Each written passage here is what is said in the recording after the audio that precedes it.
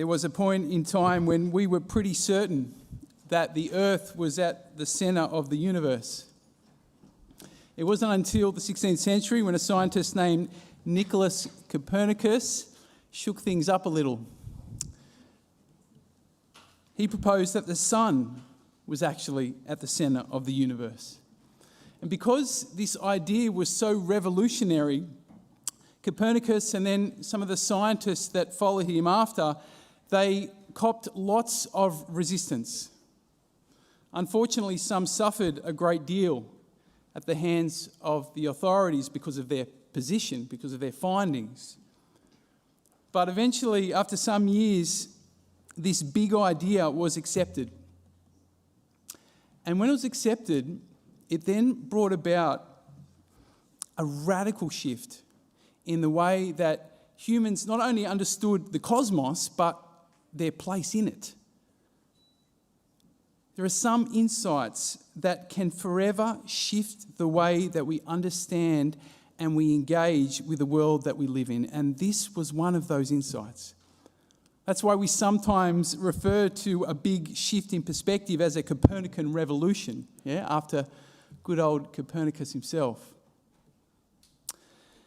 I share that because what we are celebrating tonight led to the greatest Copernican revolution, the greatest paradigm shift in human history. The empty tomb has forever changed how we understand this human journey that we call life. Because it means that what Jesus taught is true, that love always wins. Perfect love has indeed destroyed death. Jesus really is the resurrection and the life as he says he is. The cross really is a symbol of victory. You see, the empty tomb means that there is no situation that cannot be redeemed. That God's love and forgiveness really is limitless. That God can and really wants to bring life even from our worst failures, our deepest darkness. The empty tomb suggests that God really is as good as Jesus represented him to be. These are the kinds of insights, when they touch our heart, that revolutionize our understanding and our life. The one key question I want to propose to you tonight is this. Have you seen the empty tomb? Have you really seen it? I don't mean in a picture or on some movie, but have you seen it with the eyes of faith?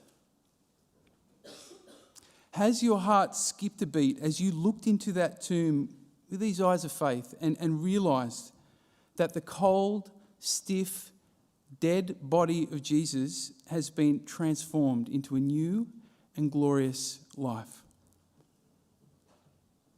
You know, I've come across a number of people in our parish who have carried tremendous challenges, terminal illnesses, other kinds of deep suffering. But they've maintained a hopeful and a joyful and a generous disposition. And I think that's because they had seen the empty tomb through their eyes of faith. One of our elect tonight, one of those that are going to be received into the church, Eva, she has chosen for her confirmation saint, Saint Margaret Clitheroe. You probably haven't heard much about her. She lived in England when the Catholic Church was being suppressed by the government. She had a wealthy husband and a big house and was secretly hiding priests in her house so that they'd be available to continue to minister the sacraments to people. Eventually, though, she was caught and arrested and imprisoned and ordered to deny her Catholic faith under the pains of death. But she accepted her fate.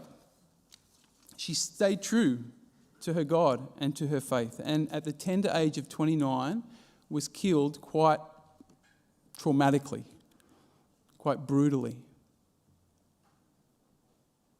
In the days leading up to her death, this is what she said: The sheriffs have said that I'm going to die this coming Friday, and I feel the weakness of my flesh, which is troubled at this news, but my spirit rejoices greatly.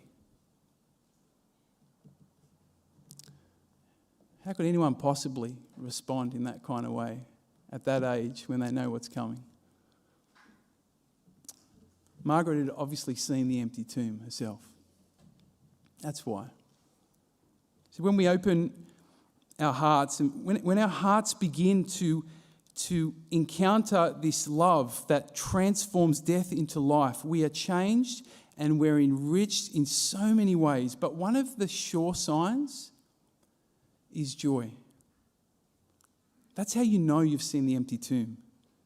Joy is a steady stream of contentment, of gratitude, of peace. And it comes from a deep and unshakable confidence that Jesus really is as good and powerful as he says he is. That the tomb really is empty. Joy is the fruit of hope. To have joy is to be like that tree planted by the river that the psalmist and the prophet Jeremiah talk about. In the dead of winter and in the peak of summer, they say that the tree keeps on bearing fruit. You know why? Because it's planted by the river. And so it draws its nourishment, it draws its life from a deeper, constant source. The same is true with joy. It's not affected by external conditions because it comes from deep within. It flows from our hope. It's possible for us to be sad and challenged in all kinds of ways, yet still be joyful at the same time. Joy is just one of the gifts to be found in the empty tomb. But there is so much more on offer to us through this gift of Easter. God wants to do a revolution in our hearts and in our lives. But I want to argue tonight that there is part of us that really isn't interested, if we're going to be really honest with ourselves.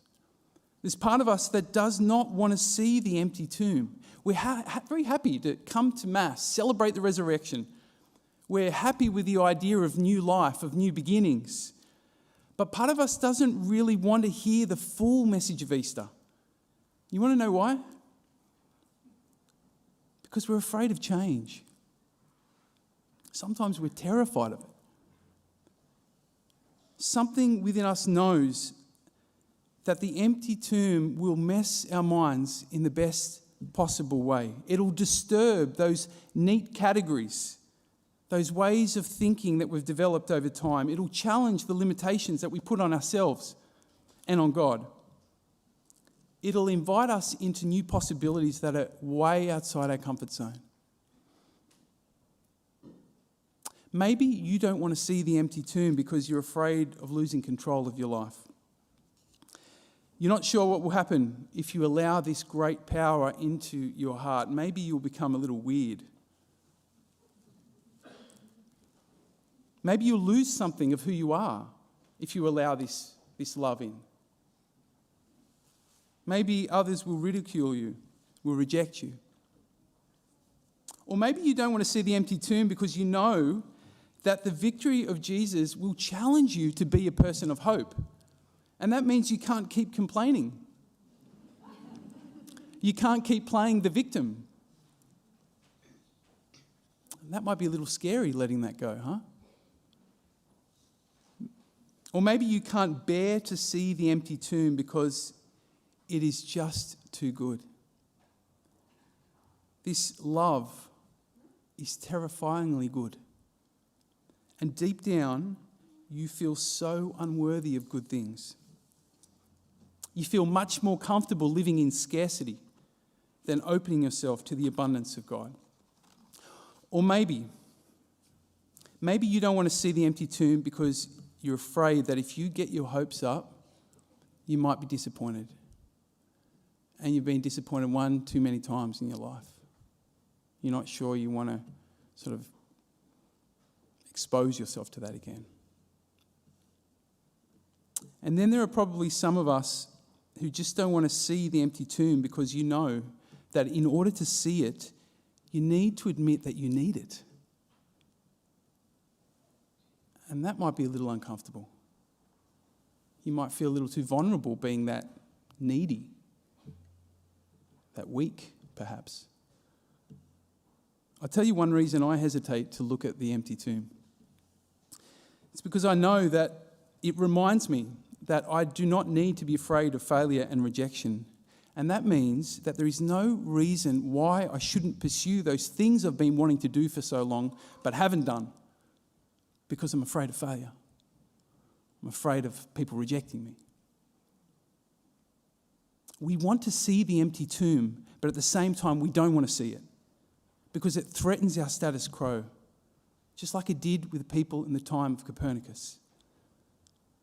The empty tomb is a call to take responsibility for our lives because we can with this love and this power. We can. Regardless of what's going on, we can take responsibility. But the sad reality is that many of us would rather sacrifice joy than face the fear of change. We'd much rather chase fleeting moments of happiness rather than a deep and a constant joy that comes from this profound change. That's the story of our world, yeah?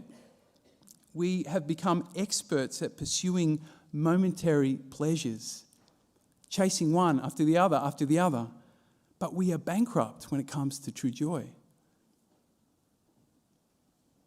This brings us to the invitation and the opportunity of Easter, and that is to allow the empty tomb to change your reality, to bring about a spiritual revolution in your heart, remembering that there is always more to discover in the empty tomb. I want to offer you two suggestions tonight, two ways that you can open yourself to this deep and profound change which God does in us. The first is to keep your eyes on the tomb. You know, I really wish I could say, look, you just need to say this prayer and the revolution will just happen. I wish I could say that, but it doesn't work that way. It takes time for the reality of resurrection life to dawn on us, to sink in. Tonight we have 4 people preparing for baptism, 4 adults. And I'm sure the team in their preparation have reminded you that as powerful as this sacrament of baptism is, it's just the beginning of a lifelong journey. If we want the spiritual revolution, we need to develop a relationship with the one who said he is the resurrection and the life, yeah? That's how it happens, by fostering and deepening in a relation with Jesus. And that means consistent investment in our spiritual journey. Not just going through the motions, not just coming through Mass, saying the odd prayer, but genuinely opening our heart to Christ. Pondering over and over this empty tomb and what that means for our life. Maybe you can think of one way post-Easter, post this celebration, that you can invest a little more significantly, a little more genuinely in your spiritual life, that you can reflect more on the tomb. The second thing I want to suggest is to live as if the tomb is empty. Think of just one way you would live differently if you were absolutely sure that Jesus rose from the dead. Just one way that you'd live differently. And then try and live that out as best you can and see what happens. See if that validates the truth of the empty tomb. Fake it until you make it.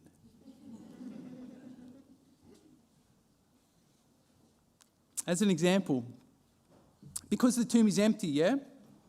It says that God brings life from our darkness and our suffering.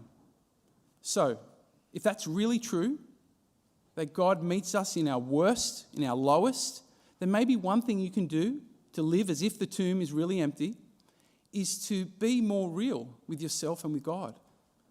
Invite God into that dirty, disgusting, dark place, into that deep suffering. Invite him in. Live as if the tomb really is empty. See what that does. to your life and through your life. The slightly scary truth is that you have the power to allow God to change your reality. Will you begin that journey tonight? It's your call. It's always your call. If that's an opportunity that you want to take advantage of tonight on this most significant celebration, I want to give you an opportunity to respond now. You see, the life of resurrection is always just a decision away. Yeah. So if you want to invite the power that emptied the tomb into your own heart and your own life, I want to encourage you right now just to stand for a moment where you are. If you want. Don't do it because everyone else is doing it. And you might, if you feel comfortable, just close your eyes for a moment and imagine the empty tomb. Imagine it. Whatever way you would think about it, you would see it. Imagine the empty tomb.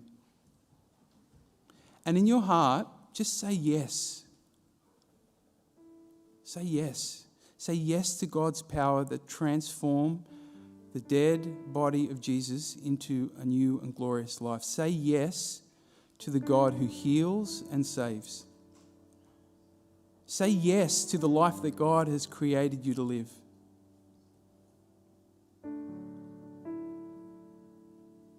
Jesus, you see the hearts of all your children standing here before you. And in your name, I claim this grace of Easter over their lives.